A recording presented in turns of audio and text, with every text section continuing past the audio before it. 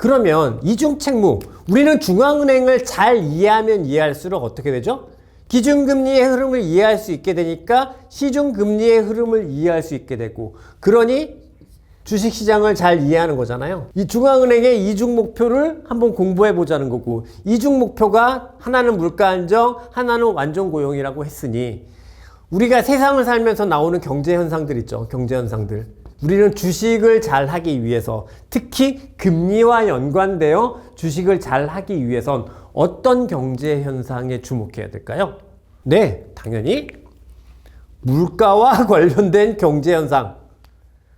뭐 제가 이걸 일부러 경제 현상이라고 얘기를 했는데 경제 지표라고 얘기할게요. 그러면 물가와 관련되어 있는 경제 지표, 고용과 관련되어 있는 경제 지표, 이거를 집중해야 하는 거겠죠.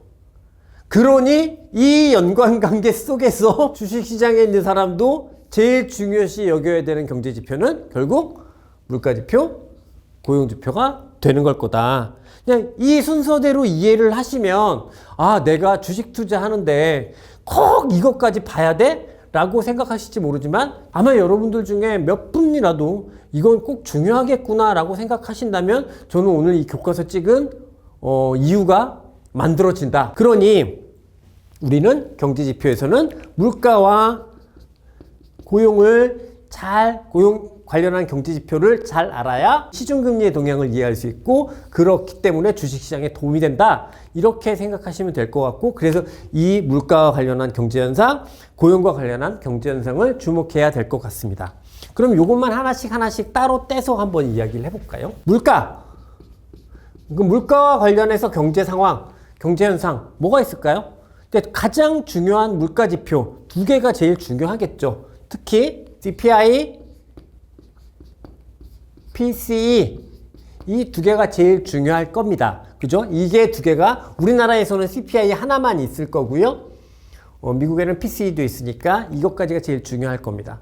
연준, 페드에서, FOMC에서 가장 중요하게 생각하는 물가지표는 요 PCE입니다. 그리고 그냥 이건 상식으로 알아두시면 좋은데, 특히 이 FOMC에서 더 주목하는 경제지표는 이 PCE 중에서도 주거비를 제외한 코어 PC, 이거를 페드에서 기준금리를 결정할 때 가장 중요한 물가지표로 쓰고 있다고 공공연하게 이야기를 하고 있습니다. 그러면 이것까지 알아야 돼. 굳이 그럴 필요는 없을 것 같고요. 기본적으로 여기까지 있다고만 알고 이걸 잘 분석해 놓은 이코노미스트들의 이야기 혹은 찐쌤의 이야기를 잘 들으시면 되겠죠. 근데 딱 보면 그럼 뭐야? CPI는 안 중요한 거 아니야?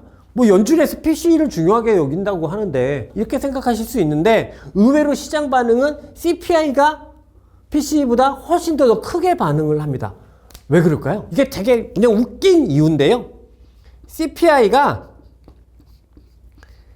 PCE보다 구성 항목이 똑같지도 않아요. 조금씩 다른데 CPI가 PCE보다 빠르게 발표됩니다. 그달 발표되는 수치가 PCE가 늦게 발표돼요. 그래서 CPI를 보면 물가가 어떻게 되는지 미리 알게 돼요. 그래서 PCE는 상대적으로 좀 덜 중요해지거든요. 그러니 CPI의 흐름에 대해서 더 시장은 민감하게 받아들이는 거다. 이렇게 이해해 주시면 될 것 같고, 대표적으로 우리나라에도 CPI가 있습니다만 이제 물가를 이해하는 데 가장 중요한 지표고, 물가를 왜 이해해야 되냐? 중앙은행의 이중 책무 중에 첫 번째가 물가 안정이기 때문에 우리는 꼭 알고 있어야 한다. 이렇게 연결고리 지으시면 좋을 것 같아요. 두 번째는 고용이죠. 고용과 관련해서는 뭐 여러 가지 지표가 있습니다. 진짜 많은 지표들이 있는데 저는 그냥 요 두 가지만 보시면 되겠다라고 생각하거든요. 첫 번째는 매월 첫째 주 금요일 날 발표되는 고용보고서, 미국의 고용보고서. 여기에는 특히나 실업률보다는 똑같이 발표되는 non-farm payroll이라고 해서 비농업 부문 신규 취업자 수, 이게 이제 제일 중요시되는 항목입니다. 왜 실업률보다 이게 더 중요시되는 항목이냐면요. 기본적으로 실업률은 0.1 단위로 움직이잖아요. 그래서 월간으로 변화가 거의 없어요. 근데 이거는 비농업분, 농업이 아닌 부분의 신규 취업자 수만 그냥 숫자로 이렇게 나오는 거기 때문에 직관적으로 고용시장이 좋은지 나쁜지가 바로바로 판단이 되거든요. 그래서 넘펌 페이롤, 이게 고용보고서에서는 가장 중요한 항목으로 인정되고 있다. 많은 분들이 아시겠지만 행여 모르신다고 하면 지금 그냥 아시면 될 것 같고요. 또 저는 주간 실업수당 청구 건수, 이게 매주 목요일 날 발표되는데요. 이것도 굉장히 고용을 이해하는 데는 가장 중요한 지표다, 이렇게 생각하고 있습니다. 특히 그런 것 같아요. 어떤 이코노미스트가 쓴 책을 읽어봤는데 자기한테 수많은 경제지표 중에서 딱 하나만 볼 수 있다라고 하면 뭘 선택할래? 라고 물어본다면 자기는 주간 실업수당 청구 건수를 선택하겠다라고 얘기하더라고요. 이게 왜냐하면 매주 발표되는 거고 직관적인 숫자로 발표되는 거기 때문에 이게 굉장히 중요하고, 매주 팔로우하면 실제로 고용보고서가 나오기 전에도 실제 고용시장은 대충 그 흐름 자체는 파악할 수 있다는 거죠. 특히 근데 이게 주간으로 나오다 보니까 좀 혼란스러운데 4주 평균으로도 제가 아침 그리고 저녁 방송 시간에 이게 중요한 의미가 있을 때마다 이 4주 평균 그래프를 가지고 말씀을 드리는데, 이 4주 평균을 중심으로 보면 된다. 여기까지 이해하시면 고용도 고용보고서 주간 실업수당 청구 건수를 우리는 주식 투자를 함에도 불구하고 중요시 여겨야 한다. 왜? 이 고용이 결국은 중앙은행의 두 번째 책무 중에 하나이기 때문에, 중앙은행이 기준금리를 결정할 때 중요한 요소이기 때문에 우린 주식 투자를 함에도 불구하고 고용보고서나 주간 실업수당 청구 건수는 늘 인지하고 있어야 하는 경제지표이다. 이렇게 말씀드릴 수 있을 것 같고, 그래서 굳이 꼭 뭐 이렇게 찾아가서 보실 필요는 없고, 이런 게 발표돼, 고용보고서 같은 경우는 매주 금요일 날 발표되는데 그럼 뉴스에도 많이 나오잖아요. 근데 또 주식왕 찐쌤이 또 계속 이렇게 나올 때마다 꼬박꼬박 말씀을 드리니까 그거라도 좀 놓치지 마시고 보셨으면 좋겠다, 이 말씀까지 드리고 싶습니다. 이쯤 되면 열받아 하세요. 뭘 열받아 하시냐면, 야, 우리는 한국 투자자다. 한국 투자자인데 왜 이 미국 얘기에, 미국 경제지표, 미국 고용 상황 이런 거를 신경 써야 하느냐. 네, 우리나라에도 분명히 통화 정책을 결정하는 한국은행이 있죠.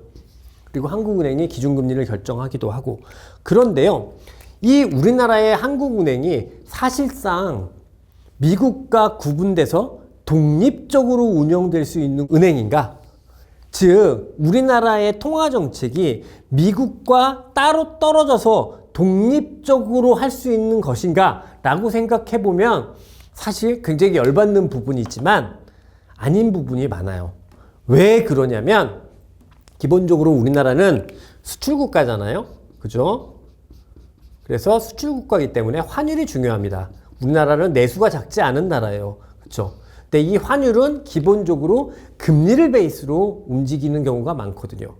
그런데 미국 금리와 우리나라 금리가 완전히 다르게 움직인다.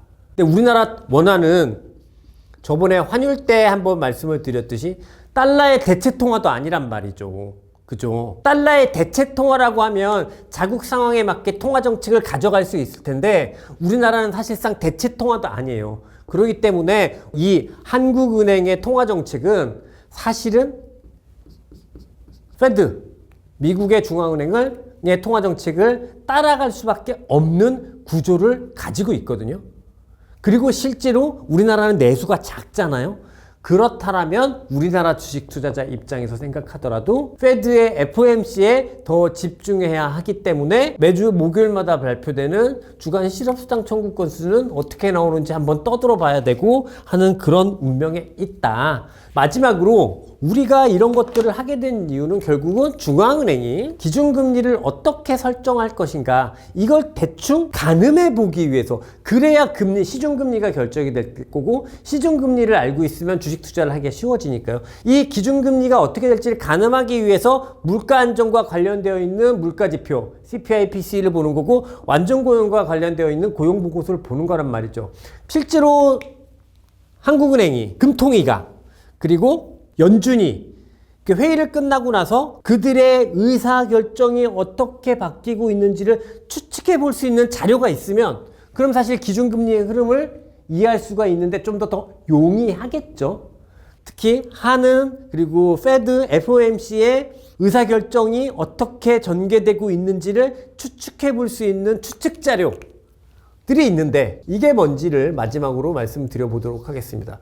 우리나라 금통위에는요, 금통위 의사록 같은 게 공개가 돼요. 금통위에 회의하는 동안 금통위 위원이 나는 어떻게 했어? 나는 어떻게 했어? 이렇게 의사록도 공개가 됩니다만 기본적으로 요새 이제 연준이 그걸 하면서 포워드 가이던스를 제시를 하기도 하거든요. 무슨 얘기냐면 금리를 결정을 하는데 만장일치로 결정을 했느냐, 금통위원 중 일부는 다른 의견을 냈느냐, 이렇게 소수 의견이 발생하면 그 다음번 통화정책에 영향을 준다고 하거든요. 그래서 이 소수 의견이 어땠느냐, 이런 것들 기사에서 좀 주목해서 보시면 좋을 것 같고요.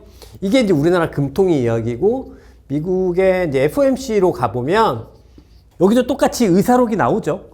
의사록이 나오는데 의사록보다 저는 가장 중요한 게 2달마다 한 번씩 발표되는 점도표, 제가 이걸 가지고 늘 방송에서 말씀을 드리는데 이게 2개월마다 한 번씩 발표되거든요. 근데 이 점도표를 통해서 실제로 통화정책이 어떻게 전개될지를 굉장히 잘 가늠할 수 있어요. 그래서 점도표가 발표될 때마다 이게 2개월에 한 번씩 발표되는데 이 점도표가 발표될 때마다 제가 꼭꼭 꺼내서 말씀을 드리는데 점도표가 중요하다.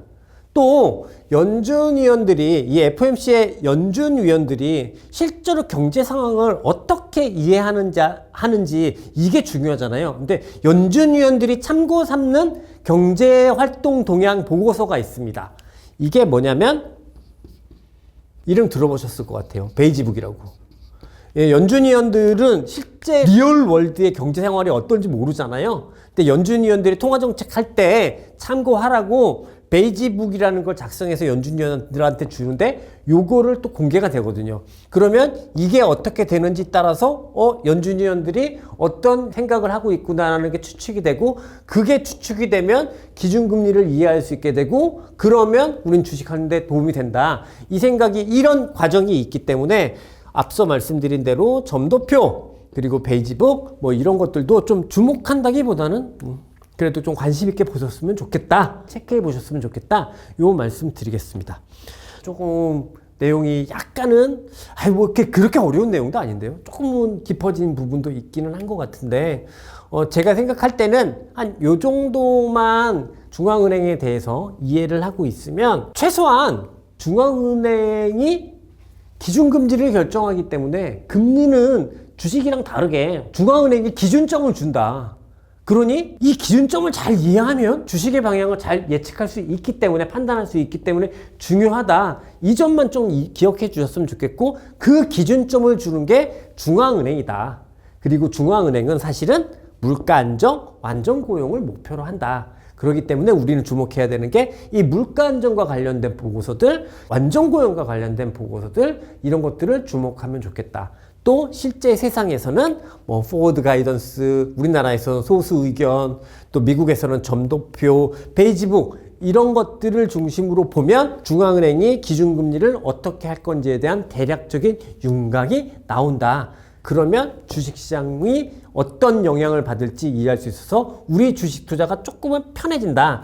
이 전체적인 관점을 좀 이해하셨으면, 그러면 제가 오늘 되게 막 목 아픈데 열심히 말씀드렸거든요. 제 소임은 다 한 게 아닌가라는 생각을 하게 됩니다. 교과서 시간이 어떤 분들한테는 굉장히 낯선 시간이고, 어떤 분들한테 너무 재밌다고 생각되는 시간이고, 좀 각양각색인 것 같기는 한데요. 저는 개인적으로 꼭 정말 필요한 부분들만 그래도 조금씩 떼서 말씀드리는 거니까 오늘 나온 이야기도 조금은 어색하더라도 끝까지 들어주시고, 잘 이해 안 되면 한 번 더 들어주시고, 이렇게 해서 자기 거로 소화해 주셨으면 좋겠다, 이 말씀 드리면서 오늘 주식 교과서 시간 마무리하도록 하겠습니다. 저는 찐쌤 김진이었습니다. 끝까지 들어주셔서 감사합니다.